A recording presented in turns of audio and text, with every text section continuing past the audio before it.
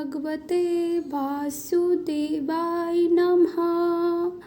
श्री विष्णु पुराण द्वितीय अंश पहला अध्याय। श्री विष्णु पुराण प्रथम अंश में 22 अध्याय थे, वो हम लोग जाने थे। अब श्री विष्णु पुराण द्वितीय अंश का पहला अध्याय में है प्रियव्रत के वंश का वर्णन। प्रियव्रत के वंश का वर्णन है। श्री मैत्रेय जी पूछते हैं श्री पराशर जी से, हे भगवान, हे गुरु, मैंने जगत की सृष्टि के विषयों में आपसे जो कुछ पूछा था वह सब आपने मुझसे भली प्रकार कह दिया। हे मुनि श्रेष्ठ, जगत की सृष्टि संबंधी आपने जो या प्रथम अंश कहा है उसकी एक बात मैं और सुनना चाहता हूँ। स्वयंभू मनु के जो प्रियव्रत और उत्तानपाद 2 पुत्र थे, उनमें से उत्तानपाद के पुत्र ध्रुव के विषय में तो आपने कहा, किंतु हे द्विज, आपने प्रियव्रत की संतान के विषय में कुछ भी नहीं कहा। अतः मैं उसका वर्णन सुनना चाहता हूँ, सो आप प्रसन्नता पूर्वक कहिए। पहला अध्याय में हम लोग बहुत कुछ देखे थे, उसमें ध्रुव, प्रहलाद, स्वयंभू प्रजापति की उत्पत्ति, ये सब के बारे में जाने थे। अब मैत्रेय जी बोलते हैं कि जिस प्रकार से आपने बताया था ध्रुव के बारे में और उत्तानपाद के पुत्र थे, उसी प्रकार प्रियव्रत के बारे में भी बताइए जो स्वयंभू मनु के भी पितृ थे। अब ये जानना चाहते हैं श्री मैत्रेय जी। तब श्री पराशर जी सुनाते हैं, प्रियव्रत ने कर्म जी की पुत्री से विवाह किया था। उससे उनके सम्राट और कुक्षी नामक 2 कन्याएं और 10 पुत्र हुए। प्रियव्रत के पुत्र बड़े बुद्धिमान, बलवान, विनय संपन्न और अपने माता पिता के अत्यंत प्रिय कहे जाते हैं। उनके नाम सुनो, वे अग्निध्र, अग्निबाहु, बपु, पुष्पान, धूर्तिमान, मेधातिथि, भव्य, श्रवण और पुत्र थे तथा 10वां यथार्थनामा ज्योतिष्मान था। वे प्रियव्रत के पुत्र अपने बल पराक्रम के कारण विख्यात थे। उनमें महाभाग, मेधा, अग्निबाहु और पुत्र, ये 3 योग परायण तथा अपने पूर्व जन्म का वृत्तांत जानने वाले थे। उन्होंने राज्य आदि भोगों में अपना चित्त नहीं लगाया। पराशर जी सुनाते हैं प्रियव्रत के पुत्र के बारे में जो कर्मदेव जी की पुत्री से विवाह किए थे, और फिर उनकी 2 पुत्री एंड 10 कन्या हुई थी, और उनके नाम की व्याख्या करते हैं पराशर जी और उनके बारे में बताते हैं। लेकिन वो जो है राज्य के पद के भोग में नहीं लीन हुए थे प्रियव्रत के जो पुत्र थे। अब आगे, हे मुने, वे निर्मचलित एवं कर्म फल की इच्छा से रहित थे तथा समस्त विषयों में सदा न्यायानुकूल ही प्रवृत्त होते थे।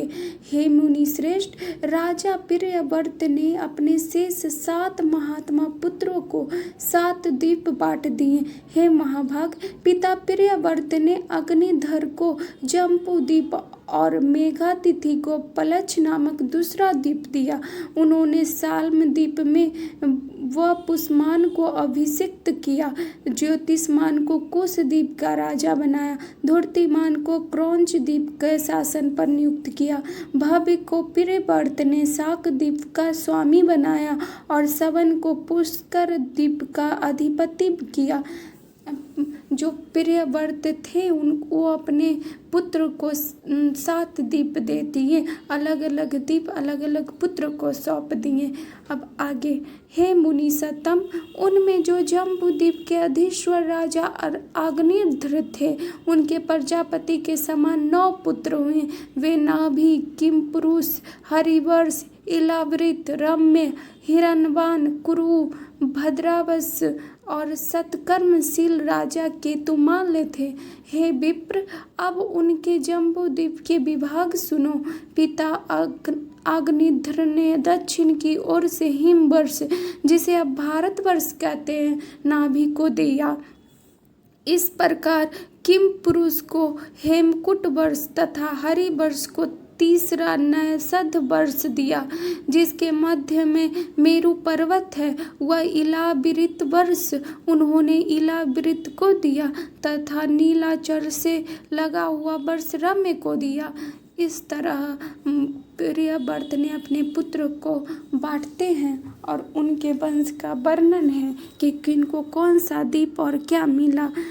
अब आगे पिता अग्निधर ने उसका उत्तरावर्ती श्वेत वर्ष हिरण्यबान को दिया तथा जो वर्ष श्रृंगार बान पर्वत के उत्तर में स्थित है वह कुरु को और जो मेरु के पूर्व में स्थित है वह भद्र सबको दिया तथा केतुमाल को गंधर्वमान वर्ष दिया। इस प्रकार राजा अग्निधर ने अपने पुत्रों को ये वर्ष दिए। हे मैत्रेय, अपने पुत्रों को इन वर्षों में अभिषिक्त कर वे तपस्या के लिए शालिग्राम नामक महापवित्र क्षेत्र को चले गए। इस प्रकार अपने पुत्र को अलग अलग भाग देकर खुद तपस्या के लिए चले गए। अब आगे, हे महामुनि, किम पुरुष आदि जो 8 वर्ष है उनमें सुख की बहुलता है और बिना यत्न के स्वभाव से ही समस्त भोग सिद्धियां प्राप्त हो जाती है। उनमें किसी प्रकार के विपर्य, असुख या काल मृत्यु आदि तथा जरा मृत्यु आदि कोई भय नहीं होता और न धर्म अधर्म अथवा उत्तम अधम और मध्यम आदि का ही भेद है। इन 8 वर्षों में कभी कोई युग परिवर्तन भी नहीं होता, ऐसा कहते हैं। फिर आगे, महात्मा नाभि का हिम नामक वर्ष था। उनमें मेरुदी वे से अतिशय क्रांतिमान ऋषभ नामक पुत्र हुआ। इसमें जो है बताया गया है, पराशर जी बताते हैं, महात्मा नाभि का हिम वर्ष नामक वर्ष था जो मरुदी देव से ऋषभ नामक पुत्र हुआ। ऋषभ जी से भरत का जन्म हुआ। ऋषभ जी से भरत का जन्म हुआ जो उनके 100 पुत्रों में सबसे बड़े थे। जो ऋषभ नामक पुत्र हुआ तो ऋषभ जी से फिर भरत का जन्म हुआ जो उनके 100 पुत्र थे, उनमें सबसे बड़े पुत्र का नाम भरत था। महाभाग पृथ्वीपति ऋषभ देव जी धर्म पूर्वक राज्य शासन तथा विविध यज्ञों का अनुष्ठान करके अनंतर अपने वीर पुत्र भरत को राज्य अधिकार सौंपकर तपस्या के लिए पुलह आश्रम को चले गए। वो अपने पुत्र भरत को सौंपकर खुद तपस्या के लिए चले गए ऋषभ जी। अब आगे, महाराज ऋषभ ने वहाँ भी वानप्रस्थ आश्रम की विधि से रहते हुए निश्चय पूर्वक तपस्या की तथा नियमानुकूल यज्ञ का अनुष्ठान किए। वे तपस्या के कारण सूख कर अत्यंत क्लेश हो गए और उनके शरीर की शिराएं रक्तवाहिनी नारियां दिखाई देने लगी। अंत में अपने मुख में एक पत्थर की बटिया रखकर उन्होंने नग्नावस्था में महाप्रस्थान किया। ऋषभ जी ने अपने पुत्र भरत को राज्याधिकार सौंपकर खुद तपस्या करने के लिए चले गए और बहुत लंबे समय तक तपस्या करने के कारण उनके शरीर की शिराएं दिखने लगी थी। फिर अंत में अपने पत्थर में मुख में जो है पत्थर की बटिया रखकर खुद नग्न अवस्था में होकर इस संसार को प्रस्थान कर गए। अब आगे, पिता ऋषभ देव जी ने बन जाते समय अपना राज भरत जी को दिया था, अतः तब से यह हिमवर्ष इस लोक में भारतवर्ष नाम से प्रसिद्ध हुआ। भरत जी के सुमित नामक परम धार्मिक पुत्र हुआ। पिता भरत ने यज्ञानुष्ठान पूर्वक यथेच्छ राज सुख भोग कर उसे सुमिति को सौंप दिया। हे मुने, महाराज भरत ने पुत्र को राज लक्ष्मी सौंप कर योगाभ्यास में तत्पर हो अंत में शालग्राम क्षेत्र में अपने प्राण छोड़ दिए। ऋषभ देव जी के पुत्र जो भरत जी हुए वो भी उनके नाम से ही यह लोक का भारतवर्ष नाम प्रसिद्ध हुआ था। और भरत जी बहुत ही का पुत्र भी सुमति नाम का पुत्र हुआ जो बहुत धार्मिक हुआ। फिर भरत जी जो हैं अपने पुत्र को राज्य अधिकार सौंप दिया और खुद भी योगाभ्यास कर शालग्राम में अपने प्राण प्राण छोड़ दिए और फिर इन्होंने योगियों के पवित्र कुल में ब्राह्मण रूप से जन्म लिया। भरत जी जो है योगियों के कुल में ब्राह्मण का रूप जन्म लिया। हे मैत्रेय, इनका वह चरित्र मैं फिर तुमसे कहूँगा। अब जब ब्राह्मण का जन्म लिए भरत जी, अब आगे कहते हैं, पराशर जी सुनाते हैं। तदंतर सुमित के वीर्य से इंद्र घुन्मका का जन्म हुआ।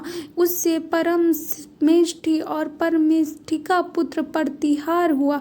प्रतिहार के प्रतिहर्ता नाम से विख्यात पुत्र उत्पन्न हुआ तथा प्रतिहर्त का पुत्र भव, भव का उद्गीत तथा उद्गीत का पुत्र अति समर्थ प्रस्ताव हुआ। प्रस्ताव का पितृ, पितृ का नक्त और नक्ता पुत्र गय हुआ। गय के नर और उसके विराट नामक पुत्र हुआ। उसका पुत्र महावीर्य था। उससे धीम्न का जन्म हुआ तथा धीम्न का पुत्र महंत एवं उसका पुत्र मनस्यु हुआ। मनस्यु का पुत्र त्वष्टा, त्वष्टा का विरज और विरज का पुत्र रज हुआ। हे मुने, रज के पुत्र सतजीत के 100 पुत्र उत्पन्न हुए। इस तरह से सुमित के पुत्र इंद्रधनु का जन्म हुआ। उसी तरह से वंश बढ़ता गया। अब आगे उनमें विश्व ज्योति प्रधान था। उन 100 पुरुषों से यहाँ की प्रजा बहुत बढ़ गई। तब उन्होंने इस भारतवर्ष को 9 विभागों में विभूषित किया। मतलब उनका वंश बढ़ते गया, जिसके कारण फिर अंत में भारतवर्ष को 9 भागों में विभाग किया गया, क्योंकि वहाँ प्रजा बहुत बढ़ गई थी इसलिए। अर्थात वे सब इसको 9 भागों में बांटकर भोगने लगे। उन्हीं के वंशधरों ने पूर्व काल में कृत त्रेतादि युग कर्म से 71 युग पर्यटन इस भारत भूमि को भोगा था। हे मुने, यही इस 12 कल्प में सबसे पहले मंवंतराधिप स्वयंभु मनु का वंश है, जिसने उस समय संपूर्ण संसार को व्याप्त किया हुआ था। यह जो है स्वयंभु मनु का ही वंश है जो संसार को व्याप्त किया था। यह इसमें जो था, ये जो दूसरा अंश का प्रथम अध्याय था, इसमें स्वयंभु मनु के 2 पुत्र थे, एक उतानपाद ये और दूसरे जो थे प्रियव्रतने थे तो इसमें पहला अंश के अध्याय में उतानपाद के पुत्र ध्रुव और आदि प्रहलाद सबका वर्णन है। और दूसरे अंश के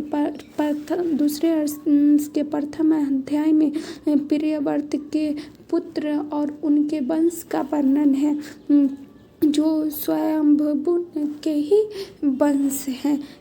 इति विष्णु पुराणे द्वितीय अंशे प्रथम अध्याय। यह श्री विष्णु पुराण के द्वितीय अंश का प्रथम अध्याय था।